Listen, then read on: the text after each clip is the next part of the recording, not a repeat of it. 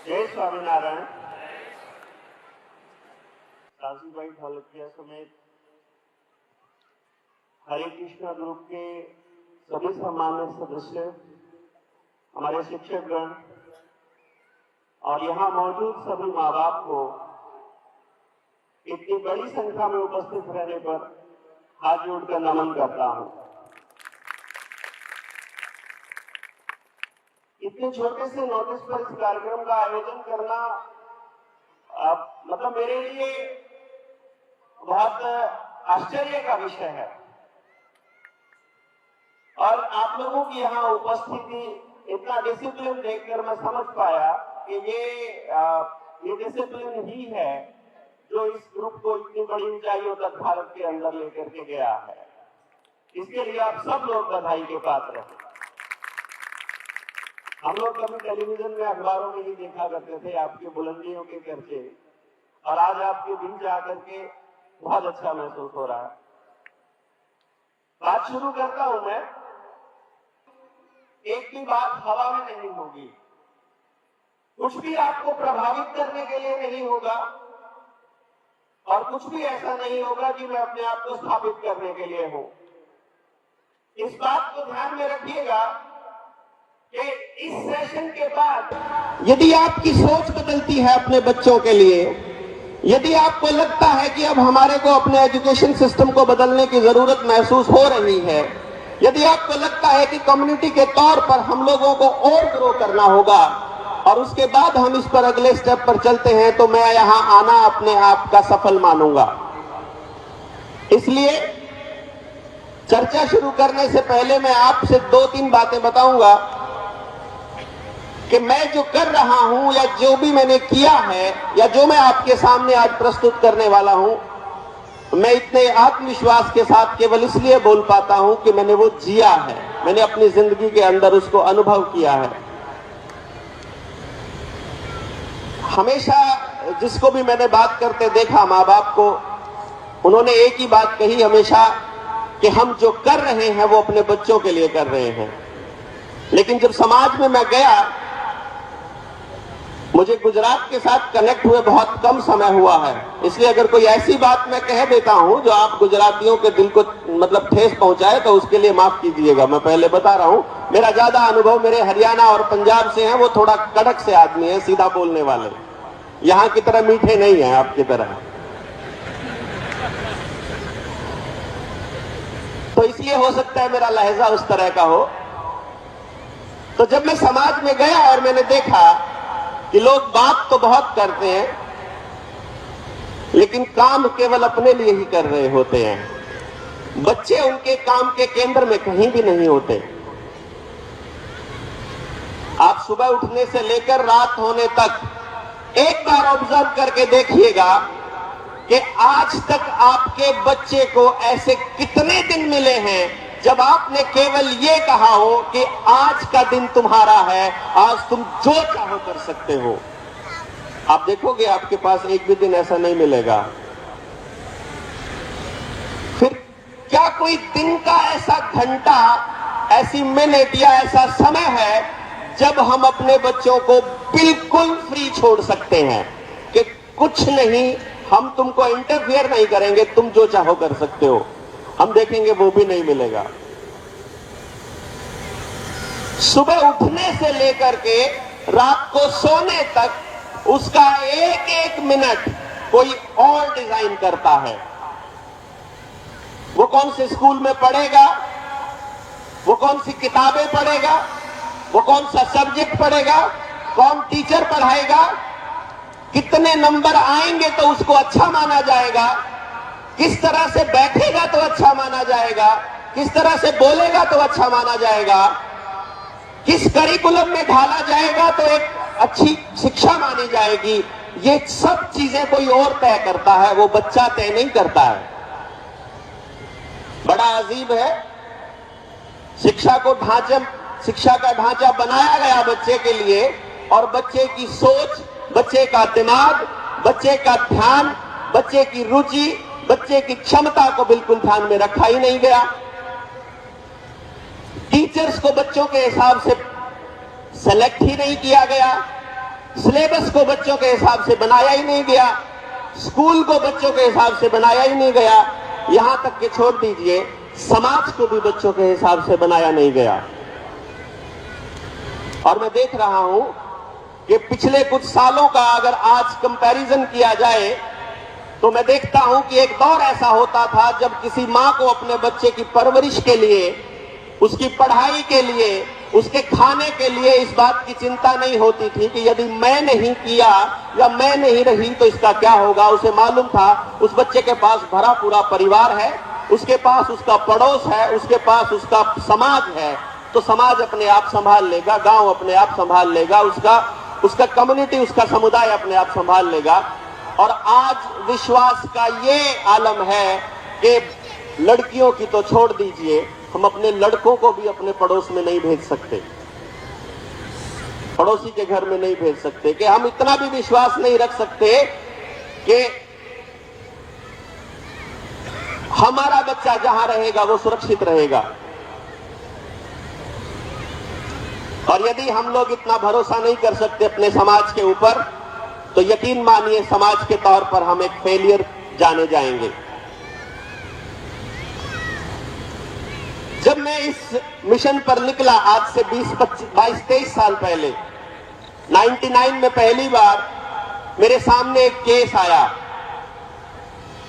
मैं जहां रहता था मेरे पड़ोस में, मेरे साथ वाले घर में एक मदर थी जिसको मैं छत पर खड़ा होकर के देखा करता था। होमवर्क करवाने के लिए वो अपने बच्चे की पिटाई कितनी जोर से किया करते थे। मैंने एक दिन सब्जी लेते हुए गली में उनसे पूछ लिया कि आंटी आप इसको क्यों मारते हो, इतना मासूम सा, इतना प्यारा सा बच्चा है, 3री-4थी क्लास का ही बच्चा हुआ करता था। उसने कहा कि मेरा इसने लहू पी लिया, जो हमारा देसी स्टाइल है कि मेरा खून पी लिया और मैं दुखी हो गई उससे। तो मैंने कहा ठीक है, आप अगर इसको मारना छोड़ते हो तो इसको मेरे पास छोड़ दीजिए, मैं इसको तैयार करता हूं। वहां से शुरू हुई जर्नी। वो बच्चा जो अपनी क्लास का सबसे कमजोर बच्चा कहा जाता था, 3-4 महीने के बाद, 4-5 महीने के बाद कुदरती ऐसा माहौल बना कि वो अपनी क्लास के टॉपर्स में आने लग गया। तो उसकी मम्मा ने पूरे मोहल्ले में मिठाई बांट दी। मोहल्ले में ये बात चली गई कि देवेंद्र बहुत अच्छा पढ़ाता है, और देवेंद्र के पास गली के सारे बच्चे पढ़ने आने लग गए। ये वो वक्त था जब मुझे इस बात की जरूरत महसूस हुई कि एक बच्चे को तो मैंने पढ़ा दिया, ये जो सामने 23 बच्चे बैठे हैं इनको तो मैं नहीं पढ़ा पाऊंगा। तब मैंने दुनिया के उन लोगों को पढ़ना शुरू किया जिन्होंने बच्चों की साइकोलॉजी पर काम किया था, और ये महसूस किया कि किताबें कुछ और होती हैं और असली बात कुछ और होती है। इसलिए हर बच्चे की अपनी केस स्टडी बनानी शुरू की। 99 से शुरू हुई वो यात्रा सन 2009 में जाकर कंप्लीट हुई, और 10 साल जब कोई बच्चा अपने जीवन में इधर उधर घूमने में लगाता है, मैं कागजों से घिरा रहता था। और 2009 में मैं इस तरह से सक्षम हुआ कि मैं हर माँ बाप को यह बताने में सक्षम हो गया कि तुम्हारा बच्चा पढ़ने के लिए बना है या खेलने के लिए बना है, बात करने के लिए बना है या चुप रहने के लिए बना है, दौड़ने के लिए बना है या बैठने के लिए बना है। वो नेता बहुत अच्छा बन सकता है या वो साइंटिस्ट बहुत अच्छा बन सकता है, वो कंप्यूटर पे बहुत अच्छा काम कर सकता है या वो बंदूक बहुत बढ़िया चला सकता है। और जब इस मिशन पर निकलने लगे तो लोगों ने कहा नहीं साहब, बिना पढ़े काम नहीं चलेगा, क्योंकि आगे एडमिशन के लिए भी नंबर चाहिए, आगे नौकरी के लिए भी नंबर चाहिए। तो कॉलेज में पढ़ना हो तो भी नंबर, और नौकरी करनी है तो भी नंबर। उस दिन ये समझ में आया कि ये लड़ाई बहुत लंबी होने वाली है।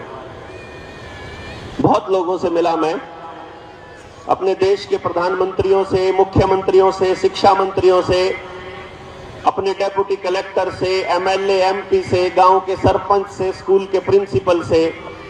और जब ये समझ में आया कि भाई साहब जिनके बच्चे हैं उनको ही फुर्सत नहीं है अपने बच्चों के लिए, उनको ही चिंता नहीं है, वही इस दिशा में नहीं सोचते हैं, तो फिर किसी और को क्या चिंता है।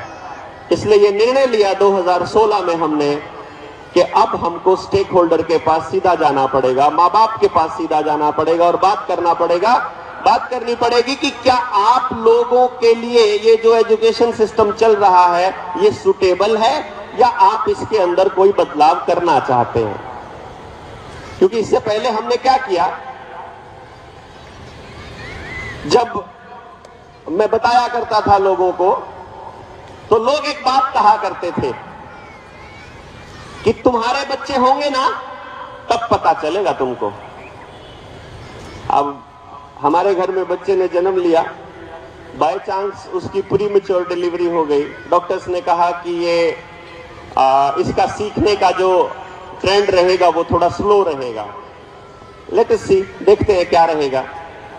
थोड़ा सा लगा भी हमको ऐसा, लेकिन बाकी काम छोड़कर अपने एक्सपीरियंस का जब हमने लाभ लेना चाहा तो आपको जानकर हैरानी होगी, मेरे बेटे ने 5 साल की उम्र में पहला नेशनल रिकॉर्ड बनाया। वो इंडिया का यंगेस्ट गोल्ड मेडलिस्ट बना मैथमेटिकल कैलकुलेशंस में। दुनिया ने उसको जाना वंडर किड ऑफ इंडिया, यशस्वी बलहारा इसके नाम से जाना जाता है। वो लोगों ने कहा तुम्हारा बच्चा था, तुम भी इंटेलिजेंट थे, ये भी इंटेलिजेंट, इसमें नया क्या। हमने अपने दोस्तों के बच्चों पर काम किया। बहुत बच्चे आए टेलीविजन पर 2013 में, मतलब कोई गूगल बॉय के नाम से, कोई वंडर गर्ल के नाम से, कोई संस्कृत की अध्यापिका बनी कोई लड़की 10 साल की उम्र में। जब हमने ये बताया कि इन बच्चों के माँ बाप ने भी उन बच्चों की टैलेंट को समझकर उसी दिशा में काम किया था, तो समाज ने कहा नहीं जी, ये बच्चे ही इंटेलिजेंट थे, हमारे वाला निकम्मा है। अब मैं समझूं कि यार अब इन माँ बाप को कैसे समझाऊं कि तुम्हारे घर में जो बच्चा जन्म लिया है वो निकम्मा नहीं हो सकता, वो कुदरत की अनमोल देन है। वो बच्चा परमात्मा का रूप है, उसको परमात्मा ने 100 का 100 पूरा करके भेजा है। ये गलती हमारी है, ये गलती समाज की है कि हम उसको समझ नहीं पा रहे। हम अगर उसको समझ नहीं पा रहे तो हमारा पहला कर्तव्य है उसको जाने, उसके टैलेंट को पहचाने और उसके हिसाब से अपने समाज में शिक्षा का वो निर्माण करें कि वो अपनी उन बुलंदियों को छू पाए जो समाज, जो कुदरत ने उसको बनाया है। लेकिन नहीं, समाज के पास समझ नहीं, पता नहीं उसको समझाया नहीं गया, पता नहीं क्या। उन्होंने कहा हमारे बच्चे निकम्मे हैं, तुम्हारे ही बच्चे इंटेलिजेंट होंगे। फिर हमने 2015 में एक चैलेंज प्रोग्राम दिया समाज को। 20 स्कूल हम चूज करेंगे पूरे ट्राई सिटी से, चंडीगढ़, पंचकुला, मोहाली से। स्कूलों को चिट्ठी लिखी हमने, प्रिंसिपल से जाकर मिले और हमने कहा एक काम कीजिए, आप अपने स्कूल का सबसे निकम्मा, वाहियात, गंदा और लो स्कोरर बच्चा दे दीजिए, जिसको तुम कहते हो कि ये सबसे निकम्मा है, जिसको सिस्टम कहता है कि इसके बस का कुछ नहीं है। हम एक स्कूल से एक बच्चा लेंगे और ट्राई करेंगे और तुमको बताएंगे कि ये बच्चे के अंदर क्या खास बात थी। बताए माँ बाप क्या कहते हैं जी, खास बात तो छोड़ो, पहले ये बताओ नंबर कितने आएंगे। तो हमने कहा चलिए नंबरों पर भी बात करते हैं, नंबरों पर भी काम करेंगे और समाज को बताने के लिए इस बार हम नंबरों का भी चैलेंज लेते हैं।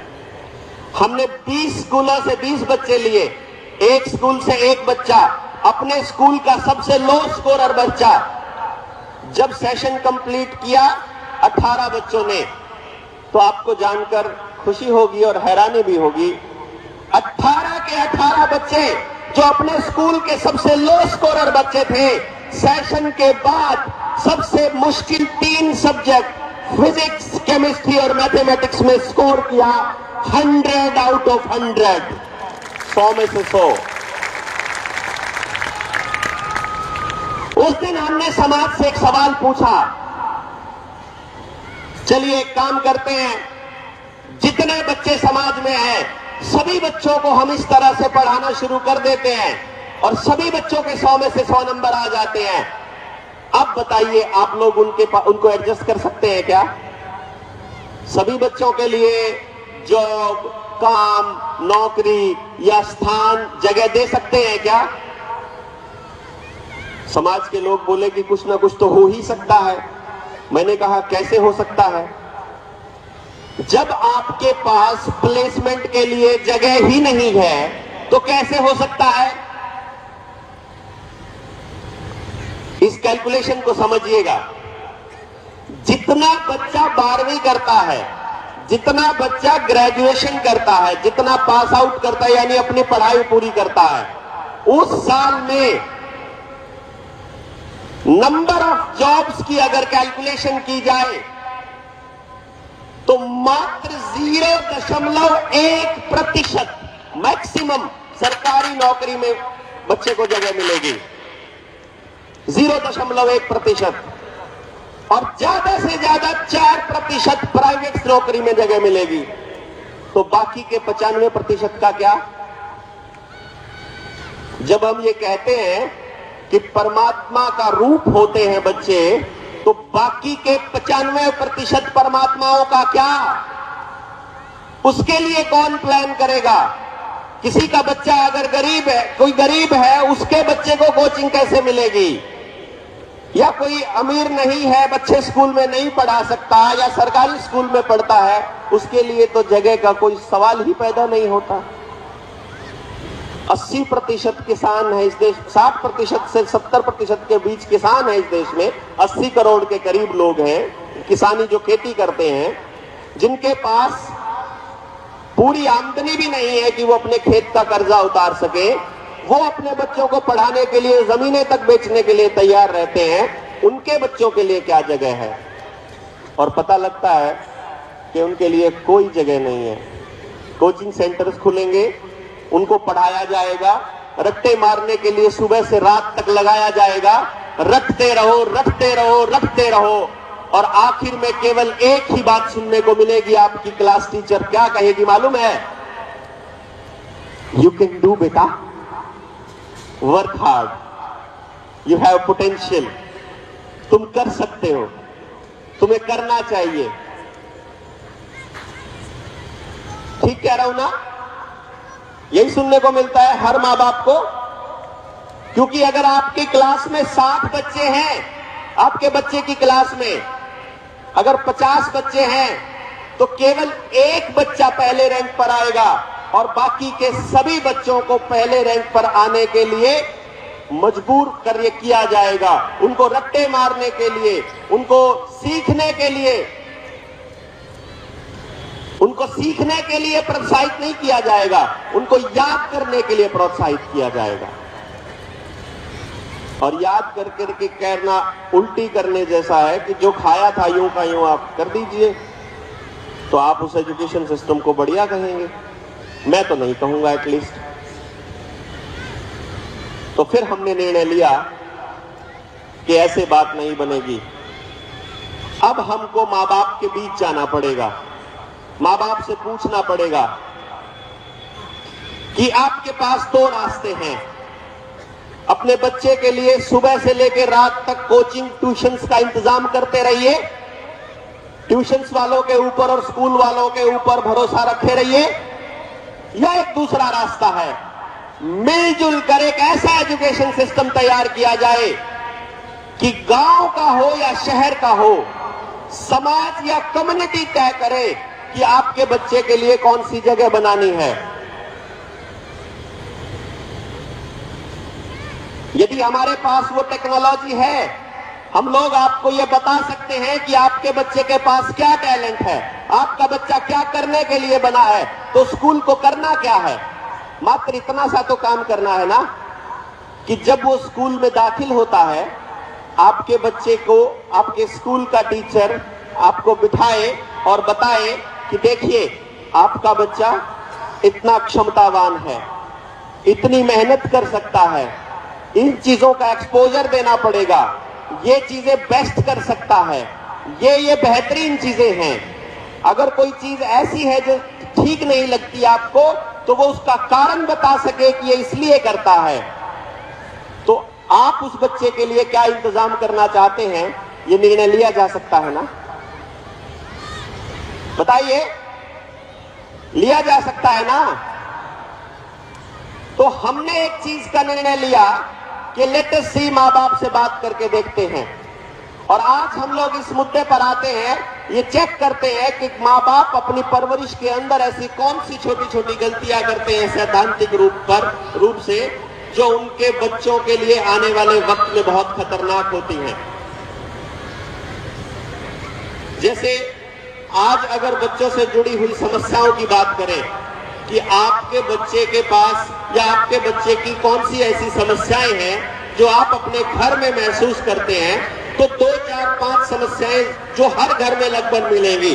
नंबर 1, वो टीवी बहुत देखता है। नंबर 2, टीवी नहीं देखता है तो मोबाइल पर गेम बहुत खेलता है। नंबर 3, जिद्दी हो गया है। नंबर 4, मोटिवेटेड नहीं है। नंबर 5, पढ़ाई में बिल्कुल ध्यान नहीं है। नंबर 6, बदतमीजी करने लग गया या फिर उसका ध्यान कहीं और ही रहता है। बाकी समस्याएं और हैं अलग अलग कि वो अगर झूठ ज्यादा बोलता है, किसी बच्चे को चोरी करने की आदत पड़ गई है, कोई असामाजिक तत्वों के साथ लग गया है, या सो एंड सो बताता रहेगा। लेकिन मुख्य तौर पर ये प्रॉब्लम्स में से 2-3 प्रॉब्लम लगभग हर बच्चे के पास है। ठीक कह रहा हूं, है ना? अब ये प्रॉब्लम्स क्यों है, इस मुद्दे पर चर्चा करना बहुत जरूरी है। सबसे बड़ा कारण, जब बच्चा आपके घर में जन्म लेने वाला होता है तो हमने उसके लिए क्या क्या तैयारियां की है, ये सबसे इंपॉर्टेंट सवाल है।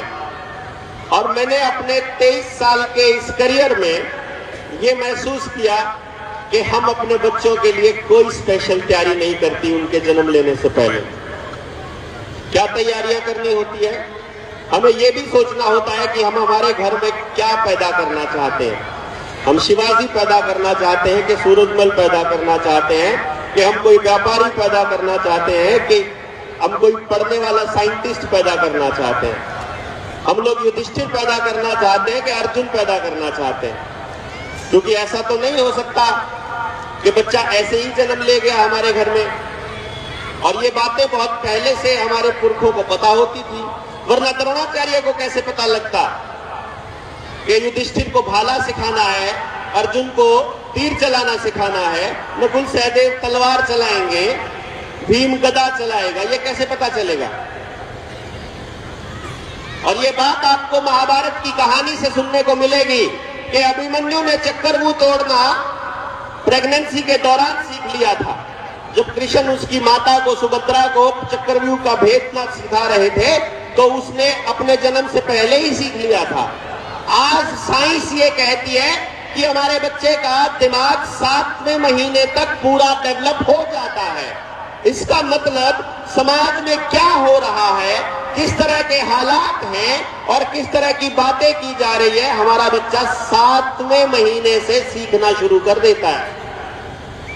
और हम लोग ये सोचते हैं कि अभी बच्चा छोटा है, अभी थोड़ा बड़ा होना देते हैं, और हम लोग अपने घर का माहौल भी नहीं सुधारते। हमको ये भी नहीं मालूम होता कि पति पत्नी में किस तरह की बात करनी है कि बच्चे पर असर कैसा जाए।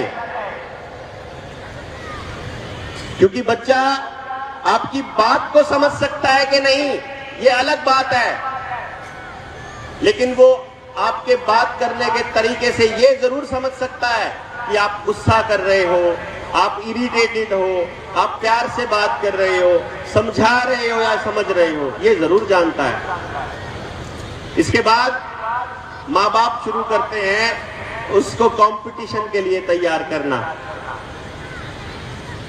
2.5 साल का होते ही मम्मा को टेंशन हो जाती है, पापा को बोलना शुरू करती है, इसके लिए कोई स्कूल देख लीजिए,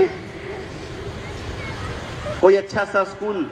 अरे अभी तो छोटा है तो प्ले स्कूल ही देख लीजिए, सारा दिन इधर उधर घूमता रहता है, मेरा भी दिमाग खराब करके रखता है, मैं भी परेशान हो जाती हूँ। थोड़ा बहुत वहां रहेगा, बच्चों में खेलता रहेगा तो थोड़ा कुछ सीख के आएगा। सीखने की प्रक्रिया में बच्चे ने 10 दिन हुए नहीं होते प्ले स्कूल में जाए हुए, मम्मा जाकर के टीचर को बोलती है कि जी आप इसको होमवर्क तो देते ही नहीं हो।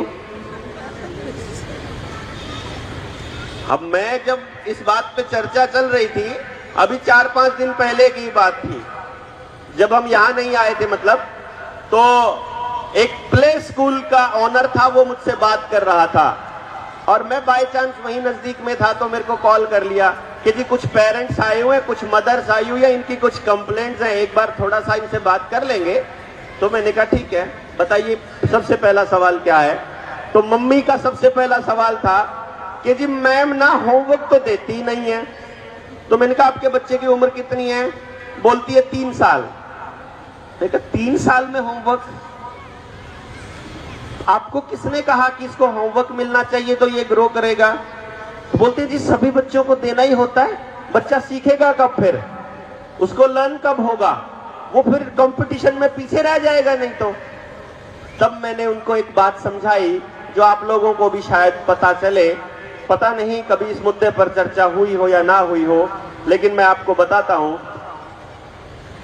अगर अपने बच्चे का बेहतर तरीके से विकास करना चाहते हो तो कम से कम 7 साल की उम्र तक उसके हाथ में कलम नहीं आनी चाहिए। कम से कम 7 साल की उम्र तक। अब ये 7 साल की उम्र तक क्या करते रहेंगे हम? यानी कि जब बच्चे को स्कूल में तो भेजना शुरू कर दिया हमने 3 साल की उम्र में, 2.5 साल की उम्र में, तो फिर 7 साल की उम्र तक हम क्या करेंगे? तो 7 साल की उम्र तक उसकी वो सारी इंद्रियों को मजबूत करेंगे जब वो उसको लिखते वक्त काम आनी है। उसमें सबसे पहली इंद्रिय है उसके कान, कि पहले वो अच्छे से सुनना तो सीख ले। अगर वो भाषा को सही से सुनना शुरू करेगा, कहानियों के माध्यम से, किसी जोक्स के माध्यम से, अपने समाज में अपने काका ताऊ और आसपास के भाई बहनों से जब वो भाषा का संवाद सीखेगा तो सबसे पहले वो ध्यान से सुनना सीखेगा। अगर वो ध्यान से सुनना सीखेगा तो अगले नंबर पर ध्यान से बोलना सीखेगा। अगर उसने ध्यान से सुनना और बोलना सीख लिया तो उसकी आंखें ऑटोमेटिकली काम कर रही है, तो उसका जो कायदा उसके पास आएगा, उसकी जो बेसिक किताब उसके पास आएगी, उसके माध्यम से अगला नंबर वो सीखेगा, वहां से पहचान करना और पढ़ना, पहचान करना और पढ़ना। और फिर लिखने से पहले, चाहे क्ले हो, चाहे मिट्टी हो, चाहे खेल हो, चाहे उसकी उंगलियों की एक्सरसाइज हो, उसके हाथ को लिखने के लिए तैयार किया जाएगा। और तब जाकर के 7 या 8 साल की उम्र में उसको लिखने के लिए कलम पकड़ाएंगे तो जिंदगी भर कलम से भागेगा नहीं वो बच्चा। लेकिन हम लोग क्या करते हैं? उसकी सबसे पहले किलिंग करते हैं, स्कूल में घुसते ही लिखना सिखाना शुरू कर देते हैं। तो जिस जिस स्कूल ने ये किया और जो गलती हो गई उसको ठीक कैसे करेंगे? दूसरा नंबर, दूसरी बड़ी गलती, 40 बच्चों की क्लास है, पहले नंबर पर केवल एक बच्चा रह सकता है, केवल एक बच्चा, दूसरा कोई बच्चा नहीं आ सकता फर्स्ट रैंक। एक बच्चे को सेकंड आना है, एक बच्चे को थर्ड आना है, एक बच्चे को फोर्थ आना है, लेकिन एक बच्चे को 40th भी आना है, 40वें नंबर पर भी आना है। मैंने आज तक समाज को इस मुद्दे पर यह बात कहते हुए नहीं सुना कि क्या हो गया अगर मेरा बच्चा 38 नंबर पर आ गया तो क्या हो गया। अगर मेरा बच्चा पहले नंबर पर आएगा, मान लीजिए मेरा बच्चा 5th पोजीशन पर था और मैं उसको कहता हूं कि बेटा तुमको पहले नंबर पर आना है, तो पहले नंबर पर आने के लिए जो पहले पर इस वक्त है उसको नीचे आना पड़ेगा ना। तो जो उससे ऊपर वाले 4 बच्चे हैं वो उसके दुश्मन के तौर पर पहचाने जाएंगे। और ये बात आपको अपने घर में रोज नजर आती है। अगर आपके घर में 2 बच्चे हैं, किस किस के घर में 2 बच्चे हैं बताइए जरा, एक बार हाथ खड़ा करके बताइए जिसके घर में 2 बच्चे हैं। इतने सारे बच्चे हैं। अब इतने सारे लोगों में से मेरी बात से साथ जो सहमत होंगे, एक बार हाथ खड़ा कर कर मेरी बात का समर्थन करेंगे जब मेरी बात पूरी हो जाएगी। मैं अपनी बात पूरी करता हूं। जिसके घर में 2 बच्चे हैं उनमें से यकीनन एक बच्चा कहने मानने वाला होगा, दूसरे वाला नहीं मानने वाला होगा। उनमें से एक ज्यादा पढ़ने वाला होगा, एक कम पढ़ने वाला होगा।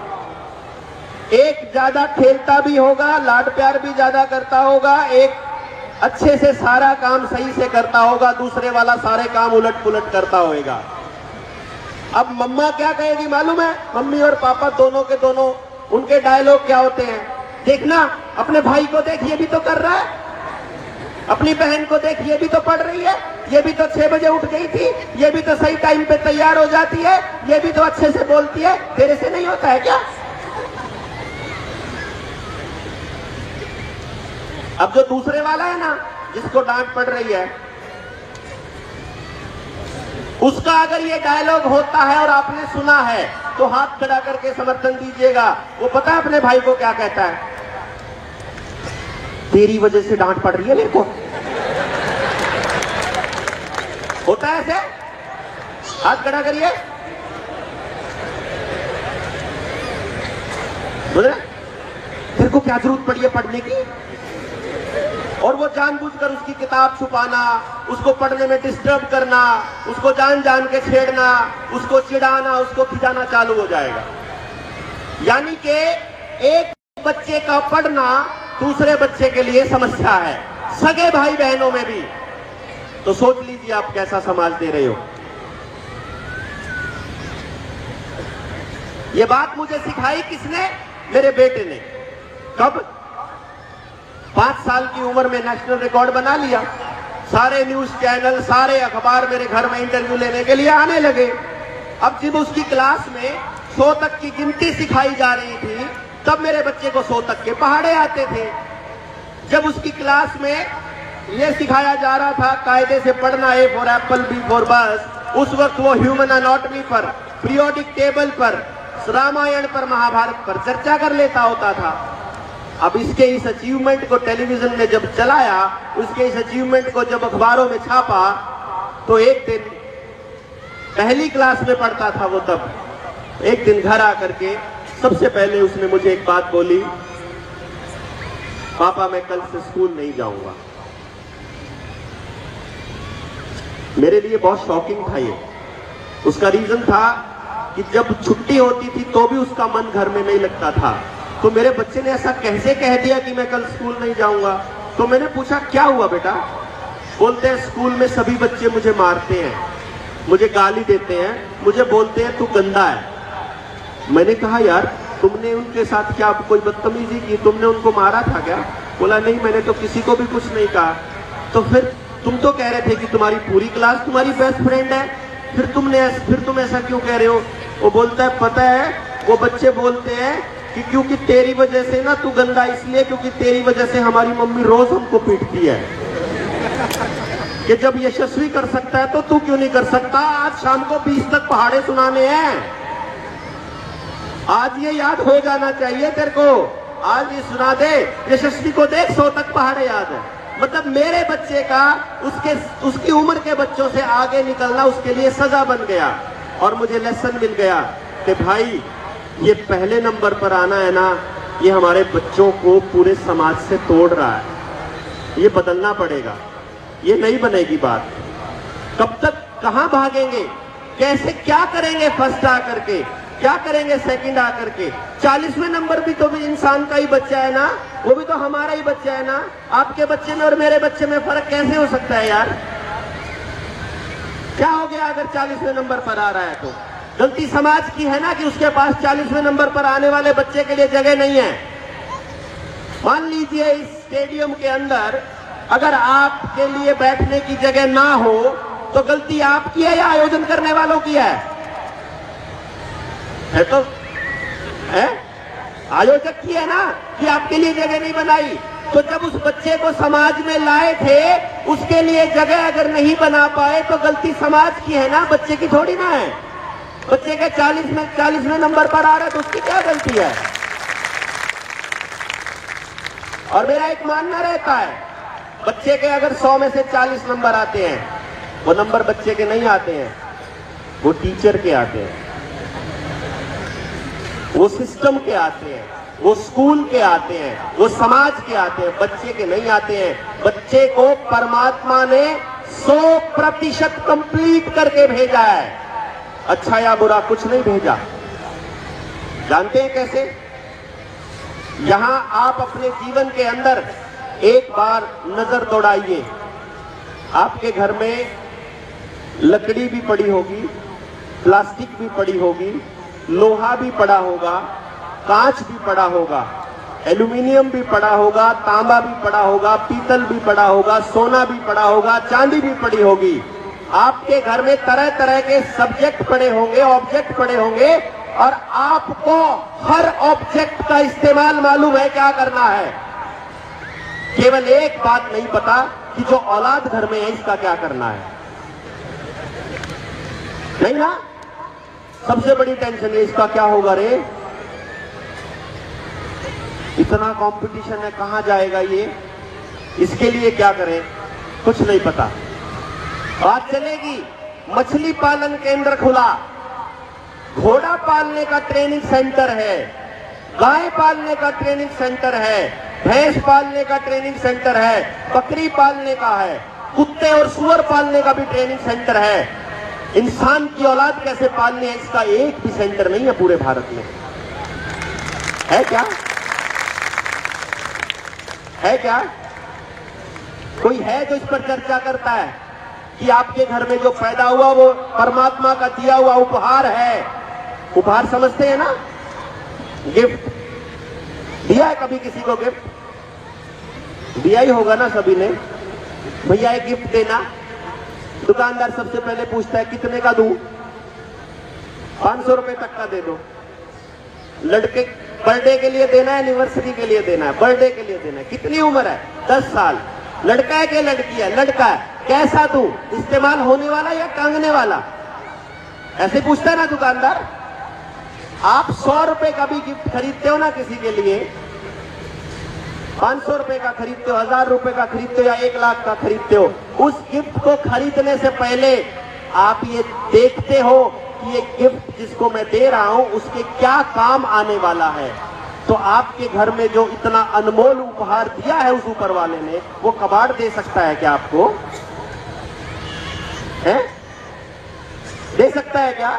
वो बिना इस्तेमाल होने वाली कोई चीज दे सकता है क्या? बताइए तो एक बारी। है? इसका मतलब क्या है मालूम है? कि वो लकड़ी है या लोहा है, ये पहचान करना आपकी जिम्मेदारी है। ये पहचान करना स्कूल की जिम्मेदारी है। ये पहचान करना समाज की जिम्मेदारी है। उस बच्चे की नहीं है कि वो क्या करेगा, हमारी है, हमारी। जिस दिन हमको ये समझ में आ गया कि मेरे बच्चे के लिए जगह बनाने का काम मेरा है, उसका नहीं है, उस दिन आपको अपनी गलती का एहसास होगा और उस दिन हम ये गलती का मान करके उसको ठीक करने के लिए आगे बढ़ेंगे। मेरा ये मानना है कि बच्चा कभी भी समझाने से नहीं समझता है। जैसे हम कहते हैं ना, बच्चा कहना नहीं मानता है कि नहीं? कहते हैं ना, कहना नहीं मानता, सुनता ही नहीं है, वो ऐसी बुरी आदतें सीख जाता है। तो आज भी सुबह हम लोग डिस्कस कर रहे थे कुछ टीचर्स के साथ में, संगीता मैम बैठे हैं इधर, मुझे वो बात याद आ गई कि जब हम बच्चे को कहते हैं ना कि बेटा झूठ नहीं बोलना है, तो वो बच्चा आपकी बात कभी नहीं मानता। लगभग हर घर में बच्चा झूठ बोल रहा है, लगभग हर घर में। मैं भी बोल रहा हूं, आप भी बोल रहे हैं, सब बोल रहे हैं, तो बच्चा भी बोल रहा है। तो मुझे एक मदर बोल रही थी एक बार कि सर बहुत झूठ बोलता है मेरा बच्चा। तो मैंने कहा आप भी बोलते होंगे? बोलती नहीं, मैं तो नहीं बोलती। मैंने कहा मैं आपको झूठ बोलने का तरीका बताता हूं, क्या क्या होता है झूठ बोलना। हम गाड़ी में जा रहे हैं, एक बार की बात बताता हूं। मेरा बच्चा मेरी गाड़ी में ही मेरी साइड वाली सीट पर बैठा है, मात्र 3 साल की उम्र में, और अचानक से मुझे रोने की आवाज सुनाई दी ऐसे ऐसे करके। मैंने बोला क्या हुआ पुत्र? बोलता है आप तो झूठ बोलते हो। मैंने कहा मैंने क्या झूठ बोला? तो बोलता है आप तो कह रहे थे कि रेड लाइट पे रुकना होता है, आप तो नहीं रुके। ओ इतनी भारी गलती। अब मैंने तो उसको बता दिया रेड लाइट पे रुकना होता है, येलो लाइट होती है तो थोड़ा ध्यान देना होता है, ग्रीन लाइट होती है तो क्रॉस करना होता है। बच्चे ने तो वो नियम बना लिया। बच्चे ने नियम बना लिया तो उसने समझा कि ये नियम पालन करना होता है। मैंने वो नियम पालन किया नहीं, मैंने नहीं किया तो उसने बोला कि तुमने मेरे को झूठ बोला, तुमने मेरे को झूठ पढ़ाया। अब मैं गाड़ी साइड में लगाई, मैंने दोनों हाथ जोड़े, उसको बोला सॉरी बेटा गलती हो गई, आज के बाद कभी नहीं क्रॉस करूंगा। Because this is the only way ना। मुझे समझ आ गया कि बच्चा नियम बना लेता है। आपने कहा पापा किस टाइम आएंगे, आपने बोला 7 बजे आ जाऊंगा बेटा। बच्चा 7 बजे का इंतजार करता है। अगर 7 बजे नहीं आए तो स्पष्ट मान लीजिए आप झूठे हैं, डिक्लेयर्ड। समझ गए ना। अगर बोलते हो पापा 5 मिनट में आ रहा हूं, मम्मी को बता रहा है, हस्बैंड बता रहा है पत्नी को, मैं बस आ ही रहा हूं 10 मिनट तक, बस आया, बस अभी आया। और बच्चा साइड में बैठा सुन रहा है पापा को, और वो देखता है कि 10 मिनट में तो नहीं आए पापा, इसका मतलब झूठा है। मम्मी को फोन पे बात करते हुए देखता है पड़ोसन से या फ्रेंड से या अपनी बहन से, अपनी माँ से, और वो जब ऐसी बातें भी सुन रहा होता है तो वो देख रहा होता है मेरी माँ तो पक्की झूठी है। और लेकिन वही मम्मी फिर सुबह सुबह जब गलती पकड़ी जाती है बच्चे की तो बोलते बेटा झूठ नहीं बोलते। अब बच्चा एक नियम बनाता है कि देखो झूठ नहीं बोलना चाहिए, ये कहने भर के लिए बहुत अच्छी बात है, लेकिन जब जरूरत पड़े बोल ही लेनी चाहिए, क्योंकि हम डबल स्टैंडर्ड लाइफ जीते हैं, क्योंकि हमको मालूम ही नहीं है हमारी जबान से क्या निकल रहा है। हम अपनी कही हुई बात पर भी सेट नहीं है, इसलिए हमारा बच्चे को यही नहीं मालूम है जीवन जीना कैसे है। याद है ना, कई डायलॉग बताता हूं आपको मैं। हम जा रहे हैं किसी रिश्तेदार के यहाँ, गाड़ी में जा रहे हो या बाइक में जा रहे हो, पास में बच्चा बैठा है, उसको उसकी मम्मी समझा रही होती है या पापा समझा, देखो बेटा जाते ही आंटी के पैर पहनने करना है, जाते ही चरणों को हाथ लगा चरण स्पर्श करना है, नमस्ते करनी है, खाने पीने की चीजों पे टूट के मत पड़ जियो, वहां किसी सामान को हाथ मत लगाइयो, चीजों को मत छेड़ियो, ज्यादा उछल कूद मत करियो, उसको ले चलता है। अब बच्चे को मालूम है कि जिस रिश्तेदार के या जिस दोस्त के घर आए हैं वहां पर अब अपने को डांट पड़ने वाली नहीं है, तो अपना चालू हो जाता है, वो सारे काम करता है, नमस्ते भी होता है, आदान प्रदान होता है, हम लोग बैठकर खाना भी खाते हैं, सारी चीजें होती हैं। लेकिन मैंने ये प्रैक्टिकली ऑब्जर्व किया है, उसी बंदे को जिसको चरण स्पर्श करने के लिए बोला था, हम लोग आपसी बातचीत में ये भूल जाते हैं, उसी बच्चे के सामने हम कभी कभी उसकी निंदा भी कर जाते हैं, है ना। और वो निंदा आपको मालूम ही नहीं है वो कितनी भारी पड़ती है। वो बच्चा अपने दिमाग में एक नियम बना लेता है कि सम्मान अपमान सब कहने कहाने की बात होती है, जहां जो चले चलाओ यार। तो जीवन जीने का वो कोई निर्णय नहीं ले पाता। समाज में जो चल रहा होता है, हमारा बच्चा उसको हूबहू वैसे ही 360 डिग्री ऑब्जर्व करके नोट कर रहा होता है, ग्रहण कर रहा होता है, ग्रहण कर रहा होता है, मालूम है।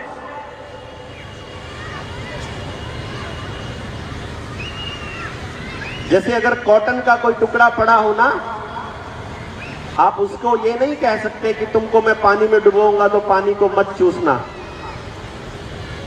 है ना। या तुम कहो कि मैं लाल कलर खराब होता है उसको नहीं चूसना तुमने। केवल अच्छी चीजें नहीं, आप ये आप तय नहीं करोगे कि आपका बच्चा क्या लेगा समाज में से। उसको जो परोसा जाएगा, जो भी परोसा जाएगा वो सब कुछ लेगा। आजकल आपके बच्चों के हाथ में एक बहुत बड़ा हथियार दे रखा है सिस्टम ने, और वो हथियार है मोबाइल, है ना। और हम में से किसी को भी ये नहीं मालूम है कि आपके बच्चे का भविष्य में उस मोबाइल की वजह से क्या होने वाला है। अंदाजा है आपको? मैं बताता हूं आपको। जब हमारा बच्चा मोबाइल को देखता है या हम मोबाइल को देखते हैं और कॉन्टिन्यूअस देखते हैं तो हमारे ब्रेन से एक हार्मोन रिलीज होता है जिसका नाम है डोपामिन। जब डोपामिन रिलीज होता है तो हमें खुशी का अनुभव होता है। जैसे आज यहाँ आकर आप सबसे मिल करके मुझे अंदर से खुशी का अनुभव हो रहा है, तो अंदर से डोपामिन रिलीज होगा कि आज हमने इतने लोगों से बात करी और इतना पॉजिटिव एनवायरनमेंट रहा, आप लोगों ने इतना शानदार अरेंजमेंट करके रखा, हमको अच्छा लगा। तो हम जब अगली बार आपसे मिलेंगे तो और गर्मजोशी से मिलेंगे। वो डोपामिन रिलीज करने के लिए दिमाग अपने आप कहेगा कि ये वाला काम दोबारा करना चाहिए। उसमें फिजिकल एक्सरसाइज से भी डोपामिन रिलीज होता है, किसी की मदद करने से भी डोपामिन रिलीज होता है, कोई भी खेल खेलने से डोपामिन रिलीज होता है, माँ का अपने बच्चे को दूध पिलाने से भी डोपामिन रिलीज होता है। वो आनंद आता है, एक अच्छा लगता है, वो काम बार बार हमें करने के लिए वो चीज उत्साहित करता है। टीवी देखने से भी यही होता है, मोबाइल देखने से भी यही होता है।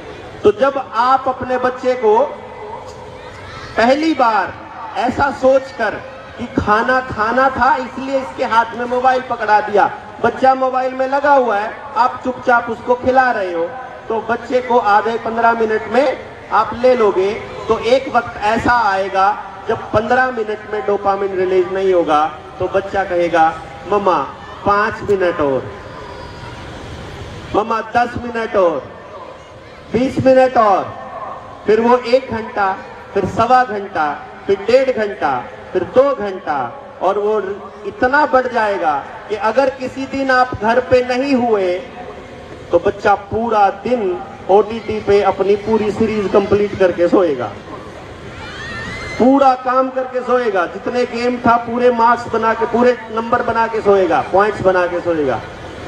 और एक टाइम ऐसा आएगा जब मोबाइल से डोपामिन रिलीज नहीं होगा, वो दिन होगा जब आपका बच्चा नशा करने के लिए पूरी तरह से तैयार है, क्योंकि तब उसकी उस भूख को केवल और केवल नशा पूरी करेगा। यानी कि नशा अगर करेगा तो कल को सारे पैसे बर्बाद भी करेगा, पैसे बर्बाद करेगा तो सामान भी बेचेगा, सामान बेचेगा तो कल को सामान खत्म हो जाएगा, समाज में सम्मान नहीं मिलेगा, तो एक दिन फिर सुसाइड भी करेगा। इसलिए मैं अपने बच्चे को हमेशा बोलता हूं, अभी 11वीं में है मेरा बच्चा, और आपको बता दूं लॉन टेनिस स्केटिंग का स्टेट चैंपियन, चेस का स्टेट चैंपियन, लॉन टेनिस का नेशनल चैंपियन है वो इस वक्त। 2500 से ज्यादा किताबें पढ़ चुका है, 2 किताबें अपनी लिख रहा है, साइंस, मैथ्स, साइबर, इंग्लिश, चारों ओलंपियाड का 4 साल तक ऑल इंडिया रैंक 1 होल्डर बच्चा रहा है वो। उस बच्चे के पास कीपैड वाला फोन है। मैं उसको क्या बोलता हूं कि देखो, अगर तुमको टेक्नोलॉजी का इस्तेमाल करना है इट इज अलाउड, लेकिन अगर फोन का इस्तेमाल करना है it is not allowed. Social life में तब जाने का लाभ है जब तुम कुछ बन जाओगे और तुमको सोशल लाइफ में कनेक्ट होना है। इसलिए अगर एक तरफ जहर की पुड़िया रखी हो और एक तरफ मोबाइल रखा हो तो बेटा मेरा पहला सजेशन है कि जहर की पुड़िया खा लियो, मोबाइल को हाथ मत लगा देना। उसका फायदा ये होता है, उसका फायदा आज क्या होता है कि हमारे घर में एक नियम है कि फोन के लिए अलग कमरा है, बेडरूम में फोन नहीं आएगा, बच्चे से बात हो रही है तो फोन नहीं आएगा, घर में टीवी नहीं चलेगा। तो अब हमारे पास करने के लिए क्या है? सिर्फ प्रेम, प्रेम भरी बात, या पढ़ाई, या रीडिंग कर लो, या नई डिस्कशन कर लो, या कोई नई बात कह लो, क्या फर्क पड़ता है? लेकिन यही चीज जरूरी है क्या? लेकिन हम अपने बच्चों के लिए नहीं कर पाते ये सब कुछ। हम इतने कड़े निर्णय नहीं ले पाते क्योंकि हम ही कड़े नहीं है, क्योंकि हम ही डिसिप्लिन नहीं है, क्योंकि हमको ही नहीं पता है कि इसका क्या लाभ है, क्या नुकसान है, और हम इस दिशा में काम करने के लिए तैयार ही नहीं है, क्योंकि हमारे स्कूल के टीचर्स बताते ही नहीं है। हमारे स्कूल के टीचर्स तो सबसे पहले होमवर्क ही व्हाट्सएप पे भेजते हैं। वो आपके बच्चों की जिंदगी से उनको कोई मतलब नहीं है अगर वो भेजते हैं तो, क्योंकि उनको मालूम नहीं है। अब उसने जब 9th क्लास में कहा ना, लॉकडाउन लगा हुआ था, बोलता पापा होमवर्क तो इसी पे आना है, व्हाट्सएप पे ही आना है। तो आपका नंबर दिया हुआ है तो आपका नंबर पे आएगा, मैं कैसे करूंगा होमवर्क? मत करो, क्या फर्क पड़ता है? फेल हो जाना क्या फर्क पड़ता है, 1 साल लेट हो जाएगा क्या फर्क पड़ता है, जब ये दौर गुजर जाएगा तब दोबारा पढ़ लेना। पढ़ने के लिए थोड़ी पैदा हुआ है तू, याद कर करके रट्टे मार के पेपर देने के लिए थोड़ी बना हुआ है। भाई पढ़ने का शौक है तो बिना नंबर लेने के लिए, बिना पेपर देने के लिए अपनी किताबें वैसे भी तो पढ़ सकते हो ना। और दुनिया में जितने भी जीनियस लोग मिलेंगे आपको, जितने भी एक्स्ट्रा ऑर्डिनरी परफॉर्मेंसेस वाले लोग मिलेंगे, सारे या तो कम पढ़े लिखे मिलेंगे या ड्रॉप आउट्स मिलेंगे। एक भी जीनियस देख लो जो पढ़ा लिखा हो, अब्दुल कलाम जैसा कोई रियल मिलता है ना। डॉक्टर एपीजे अब्दुल कलाम जैसे बहुत रेयर मिलते हैं। वो बने ही पढ़ने के लिए थे, तो वो तो जब अखबार बांट रहे होते तो भी पढ़ रहे होते थे, वो तो पढ़ ही रहे थे। उनको भी किसी ने जबरदस्ती नहीं पढ़ाया था, उनका शौक था पढ़ना, जैसे सचिन तेंदुलकर का शौक था खेलना। और हमको अपने बच्चों को पहचानना नहीं आता, इसीलिए हमें अपने बच्चों को बनाना नहीं आता, इसलिए उनके लिए माहौल बनाना नहीं आता। पुरानी मेरी एक कुछ वीडियोस हैं, उनको कभी सुनोगे तो मुझे आपकी वो बात याद आ गई जो कल हम ऑफिस में बैठे ऊपर बात कर रहे थे, जब आपने अपनी 13 साल की उम्र की कहानी बताई कि तब मैंने अकेला अपने आप को सरवाइव किया। कल हम एक सेमिनार में थे रात को इसी वक्त, और वहां पर भी एक बच्चा हमको ऐसा ही मिला, आपके जैसा ही। और हमने उनसे पूछा कि भाई किसी के घर में ऐसा बच्चा है क्या जिससे आप बात करते हो तो उसकी बातें सुनकर आपको लगेगा अरे कैसी कैसी बातें कर रहा है कॉन्टिन्यूसली, मतलब लगा ही हुआ है इस तरह की बात करने और हमको समझ नहीं आ रहा है। तो एक पेरेंट ने हाथ खड़ा किया, तो अब हमने उनको, अब मैं कहना तो नहीं चाहता था लेकिन मैंने कहा तो नहीं, लेकिन मैं कहना यही चाहता था कि अगर इस बच्चे की ग्रोथ चाहते हो तो इसको घर से निकाल देना, क्योंकि उस बच्चे को समाज ने मार देना है अगर उस रेगुलर लाइफ में रहेगा तो। उसकी ग्रोथ ही इंडिपेंडेंट सोसाइटी में होगी, और हमारी समाज में तो इंडिपेंडेंट सोसाइटी है ही नहीं। तो आपके घर में सचिन पैदा हो रखा है या लता मंगेशकर है या मोहम्मद रफी है या अब्दुल कलाम है, ये बात आपको कौन बताएगा?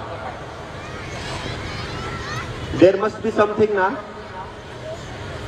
मुझे सिर्फ एक बार हाथ खड़ा करके ये बताइए, कौन कौन चाहता है आपका बच्चा अपने जीवन के उस क्षण को महसूस करे जब वो काम करे जिसके लिए कुदरत ने उसको बनाया है?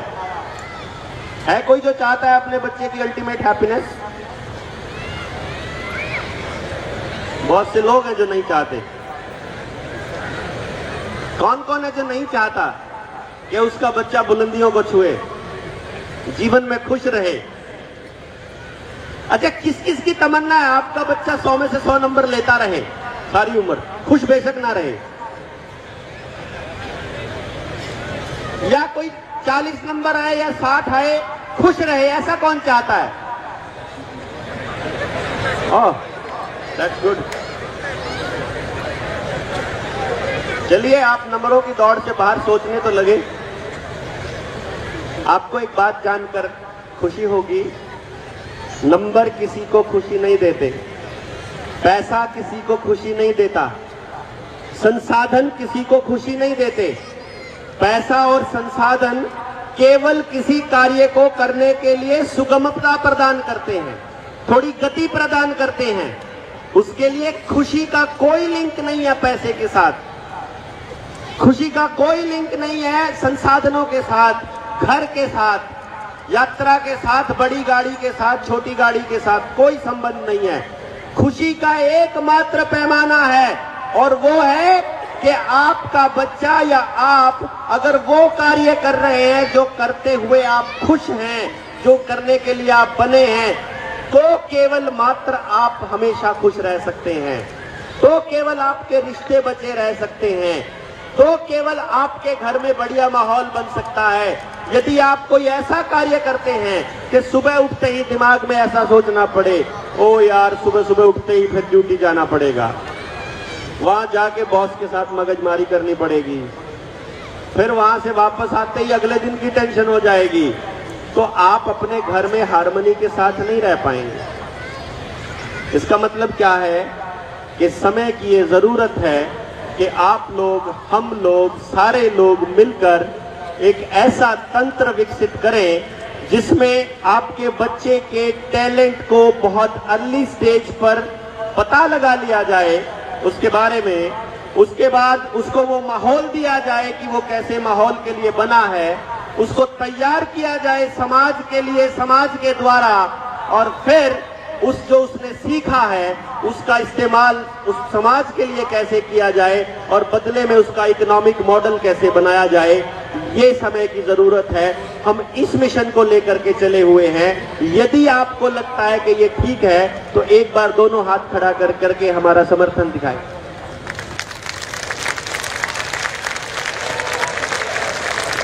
फिर तो दोनों हाथ ऊपर करके तालियां भी बजा दीजिए जोर से।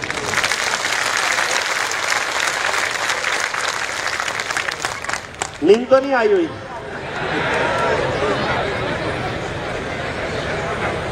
हम एक बहुत अलग से मिशन पर काम कर रहे हैं।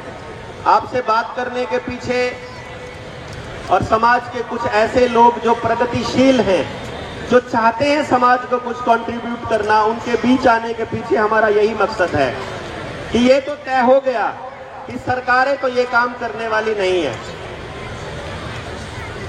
तो अब तो ढोलकिया साहब जैसे लोग अगर कुछ पहल करें और अपने समाज के लिए कुछ ऐसे तंत्र विकसित करने की योजना बनाएं तो कुछ किया जा सकता है। वरना हम तो ये सोच रहे हैं कि पता नहीं ऐसी मानसिकता बनाने में कितना समय लगेगा। अब हमारे पास एक ऐसी योजना है, यदि आप लोग तैयार होंगे और आप लोग इसमें सहयोगी बनेंगे, खास तौर पे माएं बनेंगी अगर, क्योंकि मुझे लगता है जो काम कर रहे हैं, अगर मदर काम कर रही है या दोनों काम कर रहे हैं या फादर काम कर रहे हैं, जो भी कर रहे हैं, जो फैक्ट्री में काम करते हैं या जो खाली हैं, इस कार्य को कर सकते हैं वो लोग जो घर में रहते हैं। हम लोग अगर ऐसा कोई एनवायरनमेंट बनाने के बारे में सोचने लगे, ढोलकिया साहब की मदद से अगर मैं इनसे रिक्वेस्ट करूं, मैंने अभी इनसे पूछे बिना बोल रहा हूं जो बोल रहा हूं, ठीक है ना, इनकी तरफ से ऐसा कोई प्रस्ताव नहीं है, मेरी तरफ से एक प्रस्ताव है।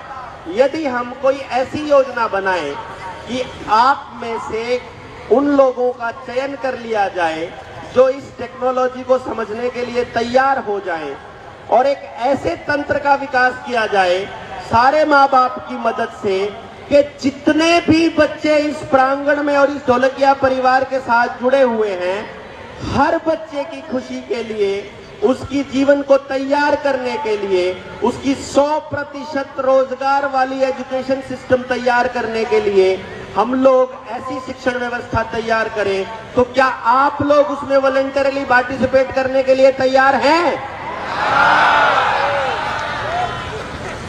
यदि ऐसा होता है तो हमारी वो बात सत्य होती है कि एक बच्चे की परवरिश करने के लिए पूरे गांव की जरूरत होती है। We need a village to raise a child, ऐसा कहा जाता है। ये सिर्फ कहने की बात नहीं है, ये समझने की बात है कि यदि मैं अपने बच्चे पर केवल मैं जोर लगाता रहूंगा, मैं ही उसके लिए पैसे खर्च करता रहूंगा, मैं ही उसके लिए इंतजाम करता रहूंगा, तो मेरा बच्चा कभी भी समाज की अहमियत को नहीं समझ पाएगा। यदि मेरे बच्चे की परवरिश में सभी लोगों का सहयोग होगा और मैं अपने बच्चे को बताऊंगा कि देखो बच्चे, तुम्हारे लिए ये टीचर्स ने किया, तुम्हारे लिए ये तुम्हारे काका ताऊ ने किया, तुम्हारे लिए ये तुम्हारे पड़ोस ने किया, ये पूरे गांव ने किया, तो जब तुम बड़े होकर के कुछ बन जाओगे, जब कुछ लायक बन जाओगे, उस वक्त तुमको अपने जीवन में इस समाज के लिए कुछ करना है। मैं जब आपके परिवार के बारे में समझता हूं ना, इस हरे कृष्णा परिवार के बारे में, तो मैं एक चीज समझता हूं कि आपको जरूर अपने जीवन में कुछ लोगों ने ऐसे समय पर मदद करी होगी जब आपने सोचा भी नहीं होगा। वो मदद है जो आपको ये प्रेरित करती है कि हमको भी लोगों को मदद करने के लिए 24 घंटे तैयार रहना चाहिए। वरना ये प्रेरणा कभी नहीं आती किसी व्यक्ति के। जहां पर मुख्यमंत्री बन जाते हैं, एमएलए बन जाते हैं, एमपी बन जाते हैं, डीसी बन जाते हैं और समाज के लिए कुछ नहीं करते, कारण क्या होता है? उनको इस बात का अहंकार होता है कि हमने जो अर्जित किया है, जो पास आउट किया है, वो हमने अपनी मेहनत से किया है। तो जब उनको ये लगता है ना कि हमारी अपनी मेहनत थी, हमारे माँ बाप की मेहनत थी, समाज का कोई योगदान नहीं था, तो वापस मुड़कर वो समाज को कुछ भी नहीं देते, कुछ भी नहीं।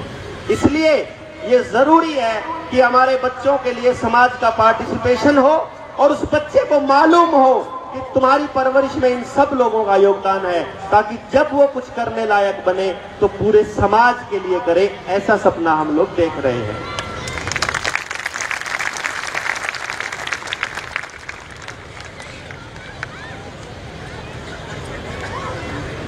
तो हम लोग, मैंने एक चीज नोटिस करी है कि इतने शॉर्ट से टाइम पर अगर आप तक खबर पहुंच ही गई थी और आप लोग यहां आ ही गए हैं, तो अब मैं आपको एक प्रस्ताव देता हूं, एक प्रस्ताव दे रहा हूं। मैं यहां आकर के आप सभी बच्चों के, सभी माँ बाप के बच्चे, यानी सभी बच्चों के लिए कुछ कर नहीं पाऊंगा, लेकिन एक काम किया जा सकता है कि आप ही लोगों में से कुछ लोग तैयार कर दिए जाएं और वो जो टेक्नोलॉजी हमारे पास है, वो टेक्नोलॉजी अगर आपको मिल जाए तो आपके बीच मौजूद हर बच्चे का पता लगाया जा सकता है और उसकी कैसे डेवलपमेंट होगी, इसके लिए योजना बनाई जा सकती है। तो आप लोगों की भागीदारी की जरूरत पड़ेगी। तो यदि मैं कहूं ढोलकिया साहब कि मैं आपको प्रस्ताव कर रहा हूं अपनी तरफ से समाज के लिए कि आइए मिल करके एक ऐसी योजना बनाते हैं, इन्हीं लोगों में से लोग तैयार करते हैं, इन्हीं लोगों में से उनको आगे लेकर के आते हैं और यही लोग अपने सभी बच्चों के लिए वो माहौल बनाएं। और आने वाले 5 साल में, मैं गारंटी से कह रहा हूं ये बात, अगर आप लोग एक्टिव पार्टिसिपेशन से काम करते हैं, जो काम आप कर रहे हैं उसमें कोई भी इधर उधर कुछ भी गलत वो करने की जरूरत नहीं है, छोड़ने की जरूरत नहीं है। क्योंकि जिस बच्चे में, जिस इंसान में, जिस मदर में, जिस फादर में वो रियल टैलेंट होगा, जो इस साइंस को समझ पाएगा, सब नहीं समझ पाएंगे, जिसमें होगा वो अपने आप आगे आ जाएंगे। उसके लिए मेरा जितना भी टाइम, ट्रेनिंग और टेक्नोलॉजी की जरूरत होगी, मैं आपके सेवा में प्रस्तुत करने को तैयार हूं, बिना किसी स्वार्थ के। आप सभी तैयार है, ये तैयार है, तो इसके लिए तो मैं बैठा हूं। तो मैं एक और प्रस्ताव रखता हूं, ये बदलाव केवल यहां तक ना रहे, ये बदलाव केवल हरियाणा पंजाब तक ना रहे, ये संदेश केवल, मैं चाहता हूं कि आपके जरिए ये संदेश पूरे देश तक जाए। और हम लोग यदि कुछ ऐसा करें कि Limca book of world record के लिए दुनिया का सबसे बड़ा पेरेंटिंग सेमिनार जो पूरे देश को मैसेज दे, आज से ठीक 8 महीने बाद अगर दिसंबर के महीने में रखने के लिए कोई प्रस्ताव किया जाए तो कैसा लगता है, जिसके लिए हम तैयारी करेंगे पूरा साल। अभी हमारे पास महाराष्ट्र में, मध्य प्रदेश में, तमिलनाडु में, पश्चिमी बंगाल में, उत्तर प्रदेश में, हिमाचल में, हरियाणा में, दिल्ली में, चंडीगढ़ में और पंजाब में टीमें तैयार हैं।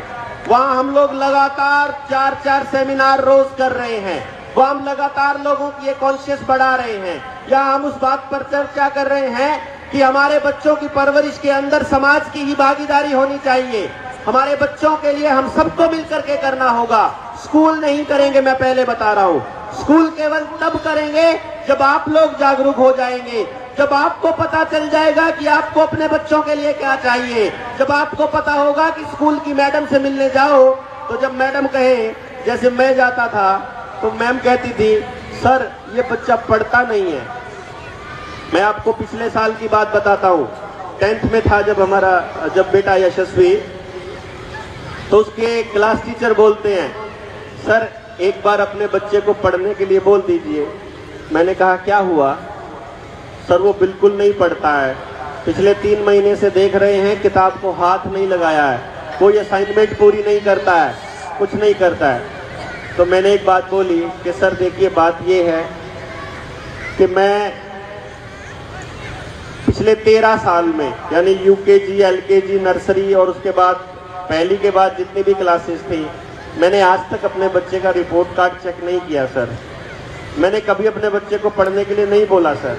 तो आज अगर वो फेल होने की कगार पर है तो मैं अपने बच्चे को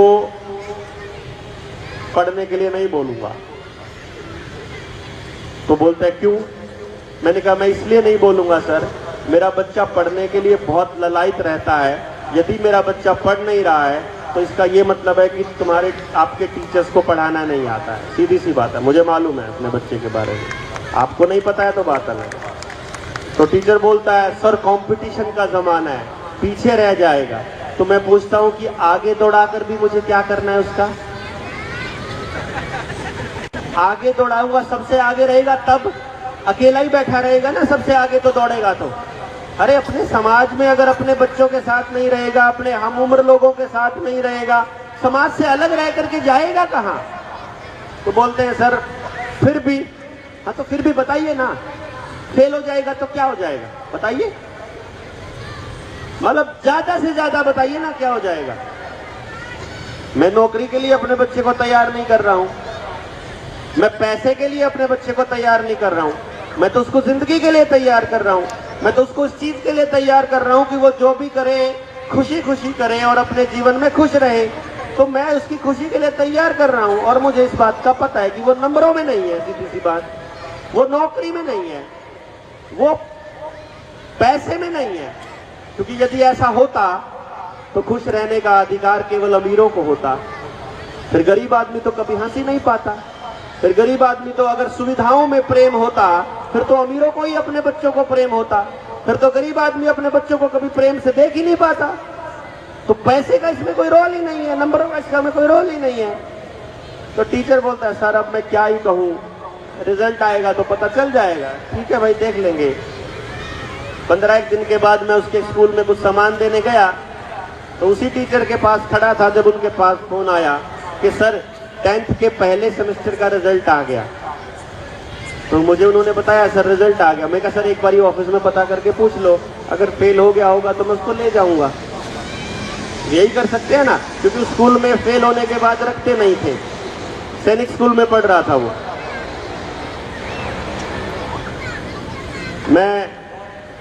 उन्होंने फोन किया ऑफिस में, पता किया कि सर ये तो अचरज ही हो गया, मैथ्स में 100 में से 100, साइंस में 100 में से 100, उसने तो पूरी क्लास ही टॉप करी है।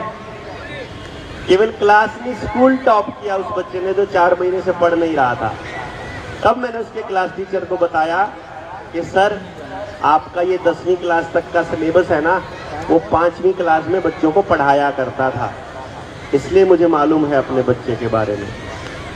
तो मैं आपको ये कह रहा हूं इतने दृढ़ता के साथ, ये मालूम है मैं क्यों कह रहा हूं। मेरे बच्चे को पढ़ाना, उस टाइम पर नंबरों के लिए तैयार करना या उसके लिए थोड़ा ज्यादा पढ़ाना, वो मेरी मजबूरी थी। मैंने शुरू किया था ना मजबूरी में। क्यों? क्योंकि उस दौर का पेरेंट केवल नंबरों की भाषा समझता था। लेकिन मेरे सामने एक चुनौती थी कि मैं अपने बच्चे को कहीं अपने इस एक्सपेरिमेंट का स्केपगोट ना बना दूं, कहीं मैं बलि का बकरा ना बना दूं ना इसको, कि मैं तो लोगों को समझाने चला हूं और इसके जरिए लोगों को समझाने चलूं और अपने ही बच्चे पर एक्सपेरिमेंट करके उसका दमन करके उसको बर्बाद कर दूं, कि दुनिया को तो कहूं नंबरों में कुछ नहीं रखा और अपने बच्चे को पढ़ाई के लिए तैयार करता रहूं। तो हमने ये निर्णय लिया था कि जितना भी वो पढ़ेगा, मैं ये निर्णय लेता हूं कि मैं अपने बच्चे को कभी नहीं पढ़ाऊंगा जब तक वो मुझसे कुछ सवाल नहीं पूछेगा। तो जब तक उसने मुझसे कोई सवाल नहीं पूछा, मैंने अपने बच्चे को कभी नहीं पढ़ाया। ये सब कुछ बिना पढ़े माहौल बनाने से हो गया। कहने का मतलब ये हुआ, यदि हम अपने बच्चों के लिए कुछ करना चाहते हैं तो केवल माहौल बनाने से संभव है। और माहौल कैसे बनेगा, इसके लिए समझाना नहीं होता, इसके लिए समझना होता है। तो जो ट्रेनिंग प्रोग्राम हमने लॉन्च किया था, उस ट्रेनिंग प्रोग्राम की सबसे बड़ी खास बात क्या है कि जब आप उसको पूरा कर रहे होंगे ना, आपको अपने पति, अपनी पत्नी, अपने पापा, अपना बच्चा, अपना एम्प्लॉई, अपना बॉस, अपने दोस्त, अपने रिश्तेदार, जिससे भी मिलोगे हर आदमी समझ में आना शुरू हो जाएगा। और समझने से ही समाधान है। हम एक बात कहते होते हैं हमेशा कि समझ ही समाधान है, नासमझी ही समस्या है। अगर हमने ये समझ लिया कि ये समस्या क्यों है, किसके कारण है, तो केवल कारण को ही तो हटाना है, समस्या का समाधान हो गया। क्यों जी? तो हमको समस्या का समाधान करना है। तो मैं आप लोगों को ये चीज दे करके जाऊंगा, आप इन तक कैसे पहुंचाएंगे ये आप देखेंगे। और आप लोगों से उम्मीद मैं ये करूंगा कि एक काम करिए, 15 दिन का समय रखते हैं, 13 घंटे की ट्रेनिंग है, 13 घंटे की ऑनलाइन रखी हुई है। पहले वो ट्रेनिंग का मैं बिजनेस करता होता था, 10-10, 20-20 लाख रुपए ले लेकर हम लोग प्राइवेट इंस्टीट्यूशंस को दिया करते थे वो ट्रेनिंग। हमने फिर एक चीज नोटिस करी कि यार जब केवल अमीरों के लिए ही काम कर रहे हैं, गांव के लिए तो काम किया ही नहीं, तो हमने फिर सब कुछ बंद करके केवल गांव के लिए काम करना शुरू किया। आज आपके बीच आए हैं, वो ट्रेनिंग हमारे लिए ओपन कर दी। आप एक बार उस ट्रेनिंग को समझना शुरू कीजिए, दोनों पति पत्नी, और जिस तरीके से आपके पास वो पहुंचती है उसको वैसे ही कंप्लीट कीजिए। 15 दिन के बाद, 20 दिन के बाद का एक टाइम रखेंगे। जो जो आप में से उस ट्रेनिंग को कंप्लीट कर चुका होगा, आप में से जो भी उस ट्रेनिंग को कंप्लीट कर चुका होगा, केवल उनके लिए फाइनल ट्रेनिंग होगी। और वो मैनुअल होगी, चाहे 3 दिन लगे, 4 दिन लगे, जब तक एक एक समस्या का समाधान नहीं हो जाएगा, मैं आपके बीच में ही रहूंगा।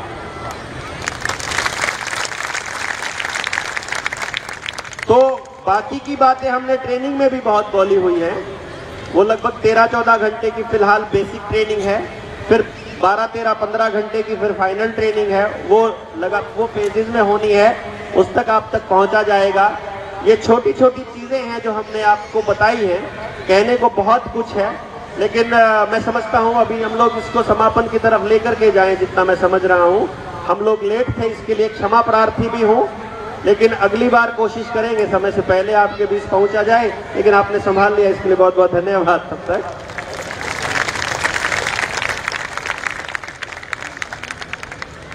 सावजी भाई ने इतना शानदार आयोजन किया, शॉर्ट से नोटिस पर इतना बढ़िया कार्यक्रम कर करके आप लोगों को दिया, इतनी नेक नियति से आप लोग लगे हुए हैं।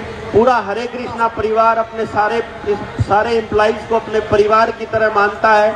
ये हमने देखा तो था, मतलब सुना तो था, आज प्रत्यक्ष देख लिया। और सच मानिए, ऐसा किसी भी बड़े ग्रुप में मैंने आज तक नहीं देखा है। बहुत बड़े बड़े ग्रुप देखे हैं।